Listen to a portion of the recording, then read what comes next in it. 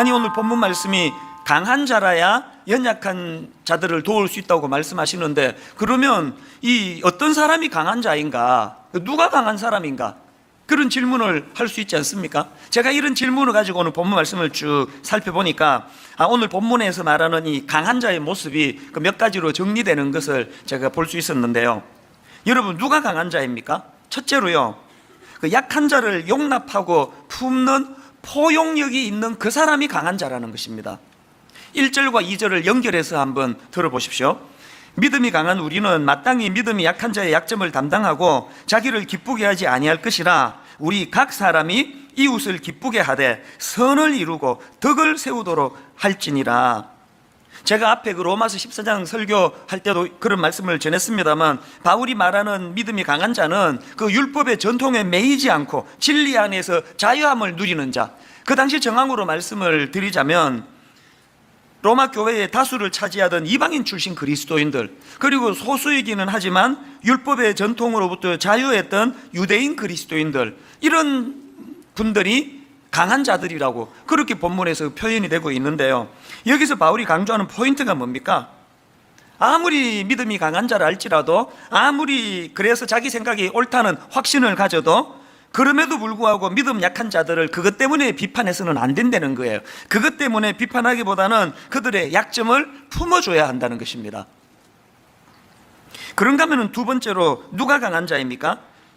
약한 자를 실제적으로 돕는 그 사람이 강한 사람이라는 겁니다. 1절을 다시 보십시오.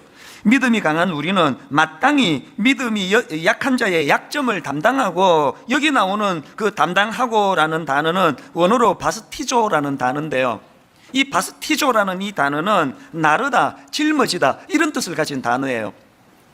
이 단어가 사도행전 3장에도 나오는데요. 자, 사도행전 3장 1절 2절입니다. 제9시 기도 시간에 베드로와 요한이 성전에 올라갈새 나면서 못 걷게 된 이를 사람들이 메고 오니, 이게 바스티조예요. 그러니까 지금 걷지 못하는 장애인을 메고 온다는 이게 바스티조라고 한다면, 오늘 본문에서 약한 자의 약점을 담당하고 하는 이게 뭘 의미하는지 짐작할 수 있는 거 아닙니까? 마음으로 참 우리가 저분을 이해한다, 이해해 줘야 된다, 그런 어떤 긍휼함을 갖는 것도 중요하지만, 실제적으로 그 장애인을 함께 그 짊어지고 나가는 것과 같은 구체적인 행위적인 섬김이 필요하다는 거예요. 이게 얼마나 어려운지 여러분 다 아시죠? 우리 본능은요, 조그마한 힘만 생기면은 이거를 가지고 나를 과시하고 드러내고 이런 데 쓰기를 원하는 게, 이게 부인할 수 없는 우리의 본능 아닙니까? 지금 세상에서 일어나고 있는 그 어렵고 가난한 이웃들이 갖고 있는 울분과 분노가 다 가진 자, 힘 있는 자들이 보여주는 자기들의 본능으로 휘두르는 것 때문에 받는 상처 아닙니까?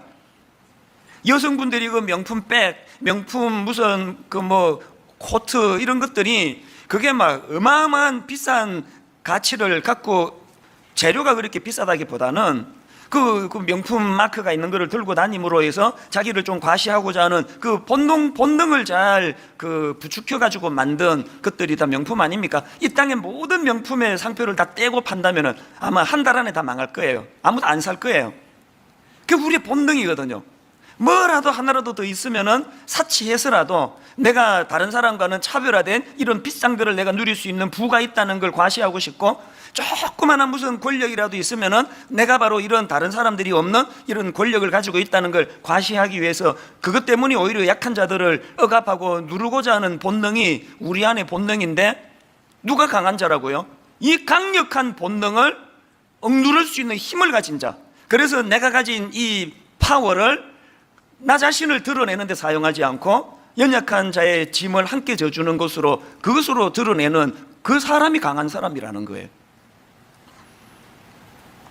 지난해 겨울에 저희들이 크리스마스 리본, 그 이웃을 위하여 우리만 크리스마스 즐길 게 아니라 우리 연약한 이웃을 위하여 함께 나누자고 했더니, 지난주에 저한테 보고를 해줬는데 그동안 꾸준히 헌금을 해주셔가지고 3억 5천만 원 정도가 헌금이 됐는데, 이걸 가지고 지역사회 40개 기관을 통해 가지고 무려 2,000명의 대상자들에게 이것이 전달이 됐다는 거예요. 이게 교회가 보여줘야 될 바스티조 아닙니까? 그 야고보스가 이걸 얼마나 강조합니까? 말만 떠들어 가지고 될 게 아니라고. 그러면서 그 대표적으로 야고보서 2장 15절 16절을 보십시오. 만일 형제나 자매가 헐벗고 일용할 양식이 없는데 너희 중에 누구든지 그에게 이르되 평안히 가라, 덥게 하라, 배부르게 하라 하며 그 몸에 쓸 것을 주지 아니하면 무슨 유익이 있으리요? 누가 강한 자라고요? 마음으로도 연약한 이웃에 대한 긍휼한 마음을 갖고 있지만 그거로 끝내는 게 아니라 구체적인 그 작은 그 실천을 통해서 약한 자들을 도와주는 그 사람이 강한 사람이라는 거예요. 그런가 하면 세 번째로 오늘 본문에서 묘사하는 그 강한 자가, 그럼 누가 그 강한 자입니까? 앞에서 말씀드렸듯이 마음으로도 연약한 자들을 용납하고 수용할 뿐만 아니라 실제적인 삶을 통해서 그 약한 자를 돕는 행위가 있는 그 사람이 강한 자인데, 세 번째는 거기다 덧붙여 가지고 그 모든 자기의 선한 생각과 행위가 그리스도로부터 나왔다는 사실을 인정하는 자, 그런 자가 강한 자라는 것입니다. 오늘 본문에서 바울의 전개를 보면은 그 약한 자를 도와야 된다, 섬겨야 된다 그러면서 계속 예수님을 결부시키는 것을 볼 수 있는데요. 자, 2절을 보십시오. 우리 각 사람이 이웃을 기쁘게 하되 선을 이루고 덕을 세우도록 할지니라. 그리고 3절, 그리스도께서도 그렇게 하셨다, 그거예요. 그리스도께서도 자기를 기쁘게 하지 아니하셨나니. 또 그런가 하면 5절입니다. 이제 인내와 위로의 하나님이 너희로 그리스도 예수를 본받아 서로 뜻이 같게 하여 주사. 우리의 모든 그런 약자를 돕고자 하는 그 마음의 동기는 그리스도를 본받아서 그리스도가 주시는 힘으로 이것이 가능하다는 거예요. 그런가 하면 또 한 가지요. 제가 1절에서 그 약한 자의 약점을 담당하고 할 때 이 담당하다가 그 짊어지다라는 뜻을 가지고 있다고 말씀을 드렸는데요. 이 바스티조라는 단어가 마태복음 8장에도 나옵니다. 자, 마태복음 8장 16절 17절입니다. 저물매 사람들이 귀신 들린 자를 많이 데리고 예수께 오거늘 예수께서 말씀으로 귀신들을 쫓아내시고 병든 자들을 다 고치시니 이는 선지자 이사야를 통하여 하신 말씀에 우리의 연약한 것을 친히 담당하시고 병을 짊어지셨도다 함을 이루려 하심이라. 여기 나오는 짊어지셨다, 이 바스티조예요. 어떤 연관인지 아시겠습니까? 먼저 주님께서 우리를 긍휼히 여기시는 그 긍휼하심으로 병든 자를 고쳐주시는 그 본을 보여주셨고, 그 은혜를 우리가 먼저 받고 우리의 모든 선한 약자를 돕고자 하는 그 행위의 근원에는 먼저 행하신 그리스도를 본받고자 하는 마음이 내포되어 있다는 것을 잘 인식하는 사람, 그런 사람이 강한 자예요. 왜 강한지 아십니까? 이런 사람은 과시가 없어요. 자기 자랑이 없습니다. 거품이 없습니다.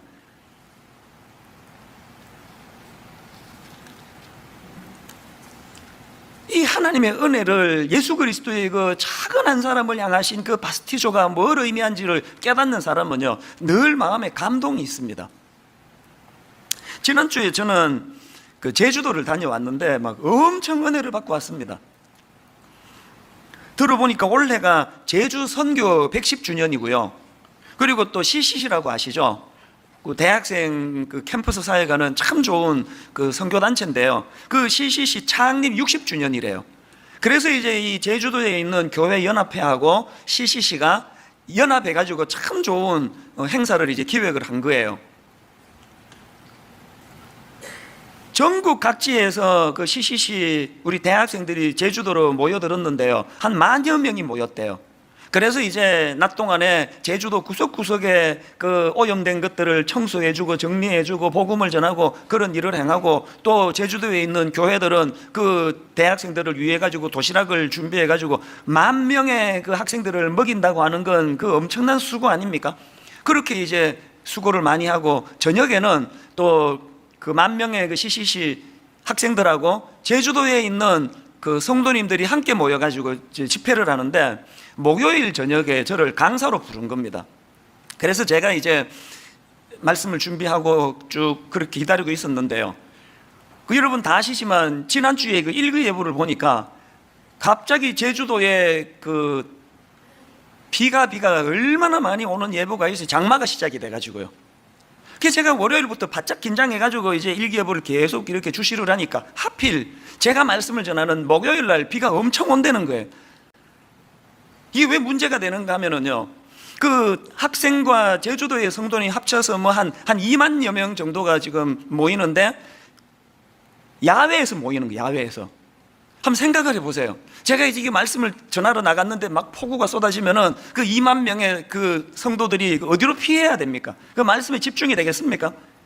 그 막 계속 마음이 제가 불안해가지고요. 우리 순장님들한테 기도해달라고, 비 오지 않게 해달라고 기도해달라고 부탁을 하고 그렇게 노심초사하면서 시간을 보냈는데, 목요일날 딱 당일날 내려가가지고 보니까 집회가 시작이 되는데 비가 막 엄청 오고 있는 거예요. 그 기도를 안 하신 것 같아. 이건 농담이고요. 많이 하셨다는 그 이야기를 다 들었습니다. 어쨌든 이 비가 안 그치니까 이게 걱정이 점점 많아지는 거 아닙니까?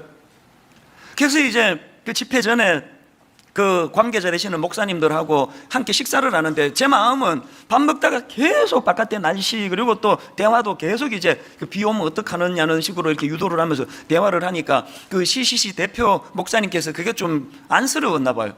그분이 그 저한테 무슨 얘기를 하시느냐 하니까, 목사님 비 오는 거 아무 걱정하지 마세요. 우리 그 CCC 학생들은 그 매 여름 수련회 때가 늘 장마래요, 장마. 그래서 매 야외 예배에 뭐 장마를 안 겪는 날이 없답니다. 한 번은요, 집회하고 있던 그 기간인데 바람이 그 태풍이었던 것 같아요. 얼마나 바람이 불었는지 컨테이너가 날아가는 걸 자기가 봤대요. 근데 뭐 이 정도 비 가지고는 우리 학생들 요동도 안 할 거라고, 이미 다 우비 있고 준비되어 있으니까 목사님 아무 걱정하지 마십시오. 그 말이 하나도 저한테 위로가 안 되는 게, 내가 지금 학생 걱정이 아니라 강사인 내가 요동이 되고 있다는 게, 난 그런 걸 지금 처음 보기 때문에. 그래서 이제 그 밥을 먹는 둥 마는 둥 하고 이제 현장으로 갔더니 이게 막 비가 엄청 오는 거예요. 그러니까 우리 하나님은 참 섬세하신 분이에요.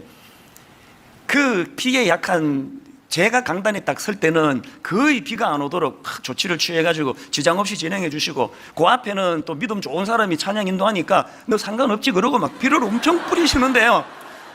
제가 그날 진짜 제가 감동을 받았던 게요, 그 젊은 애들이 자리에서 일어나가지고 정말 아랑곳하지 않더라고요. 비가 오거나 말거나 막 너무너무 뜨겁게 찬양하고, 그래서 앉아서 제가 감동을 많이 받았습니다. 그리고 여러분, 뭐 캠퍼스 선교가 뭐 죽었느니 어쩌니 그러지만요, 우리 어른들이 정신 똑바로 차리고 제대로 잘하면요, 젊은이들의 열정은 금방 살아난다는 걸 지난주 내가 확인하고 얼마나 기뻤는지 몰라요. 그게 너무너무 마음이 감동이 됐는데요, 제가 이제 그 강단에 올라 설교하러 가기 전에 한 30분 전쯤 됐나요? 어떤 여학생 하나가 이제 가까이 오더니요, 목사님 오시면 내가 꼭 만나 뵙고 제가 말씀을 드리고 싶은 게 있었다 그러면서, 이렇게 이제 저는 앉아있고 뒤로 이렇게 자매가 와서 이야기를 시작하는데 보니까요, 눈물이 이렇게 뚝뚝뚝뚝 떨어지는 거예요. 그 들어보니까 그 어머니가 우울증으로 고통을 많이 겪으셨는데, 이제 막 드럼 소리도 크고 막 찬양을 너무너무 그 많은 사람이 뜨겁게 하니까 그 이야기가 잘 전달이 되는 건 아닌데, 그래도 요지는 제가 알겠더라고요. 그 어머니가 그 우울증으로 고통하던 동안에 하나님이 그 목사님 말씀을 듣게 해주셔가지고 그거로 위로를 받고 힘을 얻고 뭐 치유가 되고 그런 내용이었던 것 같아요. 근데 그런 내용보다도 그 하나님의 은혜에 대한 감격으로 눈물이 뚝뚝뚝 떨어지는 그게 굉장히 인상적이었습니다. 그렇게 하고 이제 한 30분 있다가 이제 강단에 올라가서 말씀을 전하니까 막 얼마나 감동이 되겠습니까? 막 그 많은 분들이 그 CCC 대표 목사님 말씀처럼 요동도 하지 않고 그렇게 말씀이 경청하고 있는 그런 은혜로운 시간을 보내면서 제가 그날 정말 감동을 너무 많이 받았어요. 제주도 성도님들도 감동이 되고 그 CCC 학생들도 감동이 되고, 그렇게 하고 이제 분당에 올라왔는데 참 놀라운 건 뭐냐 하면은요, 제가 그 하루 동안에 그 수많은 사람들 앞에서 받았던 감동이 얼마나 다양하고 많겠습니까? 그런데요, 하나님이 꼭 무슨 깔때기로 그 감동을 이렇게 그 축약시켜 주시는 것처럼요, 점점 내 감동이 모아지는 하나가 있는데, 그게 뭐냐 하니까 그 수많은 젊은이들과 성도들의 찬양과 함성과 예배와 이런 것들보다 포커스가 어디로 가느냐, 그 30분 전에 만났던 그 자매의 눈물이 뚝뚝뚝뚝 떨어지는 게 머리에 점점 강하게 각인이 되는 거예요. 왜 이게 각인이 됐을까요? 사실대로 말씀드리면요, 그날 한 2만 명이 모였다, 뭐 어제 제가 또 검색을 해보니까 한 3만 명 모였다고 그렇게 또 나와 있더라고요. 여러분, 그 2만 명, 3만 명 앞에서 이 대학생 한 사람의 존재는요, 그 미미한 거 아닙니까? 그 점 같은 존재 아닙니까? 그런데 제 마음에서 하나님이 주시는 감동은 그 한 사람의 눈물로 자꾸 집중하게 하시는 거예요. 아까 예수님께서 그 바스티조, 이는 선지자 이사야를 통하신 말씀에 우리의 연약한 것을 친히 담당하시고 병을 짊어지셨도다. 그 주님의 이 모습이 막 여러 사람 막 2만 명, 3만 명 막 대량으로 고쳐내고 하는 이런 데 집중하지 않으시고 그 한 사람 한 사람에게 마음을 가지고 그를 품어주시는, 이게 제주도에서 하나님이 저에게 주시는 메시지였던 것 같아요. 그 사람 많이 모인 거, 거기서 설교한 거, 이런 거품에 휩싸이지 말고 그 한 영혼을 돌보시는 그 하나님의 마음. 어제 저녁에요, 한 밤 11시쯤 이 설교를 그 마무리하는데 점점 그 눈물이 뚝뚝뚝뚝 떨어지는 그 여학생 얼굴도 기억이 안 나고 뭐 아무것도 기억이 안 나는데 이 뚝뚝뚝 떨어지는 그 모습이 계속 제 마음에서 이 오버랩이 되는 거예요. 하나님은 제게 뭘 교훈하기를 원하실까요? 누가복음 13장에 보면 예수님께서 그 하나님 나라에 대해서 설명하시는데 누룩을 가지고 설명하십니다. 누가복음 13장 20절 21절을 보십시오. 또 이르시되 내가 하나님의 나라를 무엇으로 비교할까? 마치 여자가 가루 서말 속에 갖다 넣어 전부 부풀게 한 누룩과 같으니라 하셨더라. 여러분, 그 누룩은 그 빵 만들 때 그거 부풀게 하는, 밀가루를 부풀게 하는 효소라는 건 다 알고 있지 않습니까? 예수님이 왜 하나님 나라를 지금 이 누룩으로 설명할까요? 우리가 생각하는 어떤 파워, 강함, 그 우리가 하나님 앞에 구하는 거는 다 누룩이 내가 강해지는 거예요. 내가 부풀어지고 내가 부각이 되는 거예요. 그런데 지금 예수님이 하나님 나라를 설명하는데 그 누룩은 그 가루 서말 속에 들어가 버려요. 사라져 버려요. 존재가 없어집니다. 누룩 자신이 없어지고 사라지는 대신에 가루 서말을 부풀게 하는 내적인 능력이 나타나는 그곳, 그게 하나님 나라라는 거예요. 뭘 반성해야 됩니까? 우린 자꾸 은혜 받아가지고 내가 강해지기 원합니다. 내가 강함이 드러나기 원합니다. 내가 권력을 갖기 원합니다. 내가 부를 취하기를 원합니다. 내가 대형교회 목사가 됐으니까 2만 명, 3만 명 모이는 집회에 당연히 내가 설교하는 거 이거 정당한 거 아닙니까? 자꾸 우리는 나 자신이 드러나고 부각되는 그걸 은혜라고 생각하지만 주님이 가르치시는 하나님 나라는 누룩은 없어지는 거예요. 사라져요. 그런데 그 누룩의 내적인 능력, 가루 서말을 부풀게 만드는 그 내적인 능력, 이게 하나님 나라에서의 모습이라는 겁니다. 2만 명, 3만 명 모인 이걸 과시하는 게 세상이라면 그 2만 명, 3만 명 중에 그 눈물이 뚝뚝뚝 떨어지는 그 한 영혼을 집중하게 만드시는 그런 성품을 가지신 분이 우리 하나님이시라는 거, 이걸 인식하고 거품 걷어내고 2만 명이 출석하든 3만 명이 출석하든 그건 내가 상관할 바가 아니고 오늘도 그 한 영혼에게 집중해서 눈물 흘리는 한 영혼 등을 두드려 줄 수 있는 사람, 이게 성경이 말하는 강한 자라는 것입니다. 이런 점에서 저는 사도 바울이 참 존경스러운데요, 고린도전서 9장에 보면은 바울의 고백이 진짜 눈물겹습니다. 고린도전서 9장 19절부터 23절까지 이 바울의 심정을 좀 느끼면서 천천히 읽어드릴 텐데 한번 느껴보십시오. 바울이 이렇게 고백합니다. 내가 모든 사람에게서 자유로우나 스스로 모든 사람에게 종이 된 것은 더 많은 사람을 얻고자 함이라. 그러면서 구체적인 자기의 마음 상태를, 사례를 이렇게 이야기합니다. 20절부터예요. 유대인들에게 내가 유대인과 같이 된 것은 유대인들을 얻고자 함이요, 율법 아래에 있는 자들에게는 내가 율법 아래에 있지 아니하나 율법 아래에 있는 자같이 된 것은 율법 아래에 있는 자들을 얻고자 하며, 율법 없는 자에게는 내가 하나님께는 율법 없는 자가 아니요 도리어 그리스도의 율법 아래에 있는 자이나 율법 없는 자와 같이 된 것은 율법 없는 자들을 얻고자 함이라. 약한 자들에게 내가 약한 자와 같이 된 것은 약한 자들을 얻고자 하며, 내가 여러 사람에게 여러 모습이 된 것은 아무쪼록 몇 사람이라도 구원하고자 함이니 내가 복음을 위하여 모든 것을 행함은 복음에 참여하고자 함이라. 세상은요 이런 사람을 제일 싫어해요. 줏대도 없고, 그럼 뭐 이런 사람 만나면 나 이런 사람이다, 저런 사람 만나면 난 저런 사람이다. 진보적인 성향을 가진 사람에게는 자기가 진보적인 사람인 것처럼 이야기하고, 보수적인 성향을 가진 사람을 만나면 자기가 보수인 것처럼 이야기하고, 세상은 이런 사람을 제일 싫어해요. 바울이 자기가 그런 사람으로 살았다는 거예요. 유대인을 만날 때는 내가 유대인으로서 율법을 강조하는 사람에게 난 그로부터 자유했지만 나 역시도 율법을 중요하게 여기는 사람처럼 그렇게 대했다. 이런 걸 사람들은 줏대도 없고, 이런 걸 사람들은 자존심도 없고, 이런 사람들에 대한 비난이 많은 걸 바울이 왜 모르겠습니까만, 바울이 왜 그럼에도 불구하고 그런 이상한 모습을, 태도를 취할 수밖에 없었다고요? 본인이 고백하지 않습니까? 내가 여러 사람에게 여러 모습이 된 것은 아무쪼록 몇 사람이라도 구원하고자 함이니. 아까 본인이 말했잖아요. 난 그리스도 안에서 강한 사람이라고. 강한 사람이 취해야 될 모습이 이런 거라는 겁니다. 오늘 여러분, 교회 안에서 자기가 강하다고 생각하는 사람들이 갖고 있는 잘못된 게 뭐예요 지금? 자기의 강함을 드러내고 너도 나처럼 이렇게 따라와라, 나랑 같은 편 하는 게 좋을 걸 신상해. 오늘 우리가 갖고 있는 정말 고쳐야 되는 생각들은요, 우리는 누룩이에요. 하나님 나라에 없어지는 거예요. 자존심도 없고요. 그렇게 해서라도 아무쪼록 몇 사람이라도 구원하고자 함이니. 내적인 능력으로 자기는 사라지고 자기는 존재감이 없어지고 대신에 그 가로 서말이 부풀려지는 이런 것을 기뻐하는 그 사람이 강한 자인 것을 인식하게 되시기를 바랍니다. 본문에서 제가 이런 깨달음을 얻었고요. 그런가 하면은 오늘 본문에서 주목해야 될 말씀이 하나 더 있습니다. 7절인데요.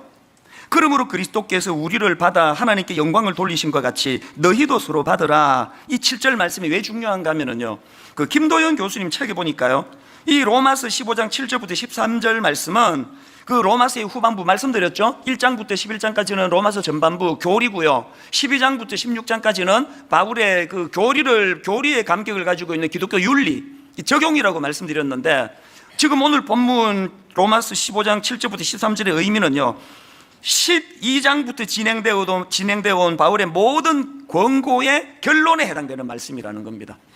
또 심지어는 이 본문 말씀은 로마서 1장부터 전개되어 온 모든 논리의 결론에 해당된다고 보는 견해가 있을 만큼 중요한 말씀인데, 그 중에서 7절은요, 이 7절부터 13절 중에서의 핵심 구절이에요. 핵심 구절. 자, 그런 의미로 다시 한번 보시겠습니까? 7절을요. 그러므로 그리스도께서 우리를 받아 하나님께 영광을 돌리신 것 같이 너희도 서로 받으라. 지난주 말씀드렸죠. 생각이 다르고 개념이 다르고 음식을 누구는 소중히 여기고 누구는 개의치 않고 먹고, 그렇게 다른 게 많다 할지라도 내치지 말고 그를 품고 받으라는 말씀이 7절 말씀인데, 제가 주목하는 거는요, 그 앞에 나오는 말씀이에요. 자, 7절을 다시 한번 보십시오. 그러므로 그리스도께서 우리를 받아 하나님께 영광을 돌리신과 같이, 그리스도께서 우리를 받아, 먼저 우리를 받았습니다. 그리스도께서 자격 없는 우리를 받아 하나님께 영광을 돌리신과 같이 너희도 서로 받으라는 거예요. 내가 나랑 생각이 다르고 개념이 다른 사람을 받아들일 수 있는, 그를 용납할 수 있는 근거가 먼저 자격 없는 나를 거두어 주신 하나님의 은혜에 대한 감격의 회복으로부터 나온다는 거예요. 그러면서 이제 본문의 쭉 전개가 7절 다음에 8절을 보십시오. 내가 말하노니 그리스도께서 하나님의 진실하심을 위하여 할례의 추종자가 되셨으니 이는 조상들에게 주신 약속들을 견고하게 하시고, 이거는 주님이 유대인들을 받아주셨다는 그 내용의 말씀이고요. 그 다음 9절, 이방인들도 그 긍휼 하심으로 말미암아 하나님께 영광을 돌리게 하심이라. 여기에는 이방인들도 받아주셨다는 말씀이에요.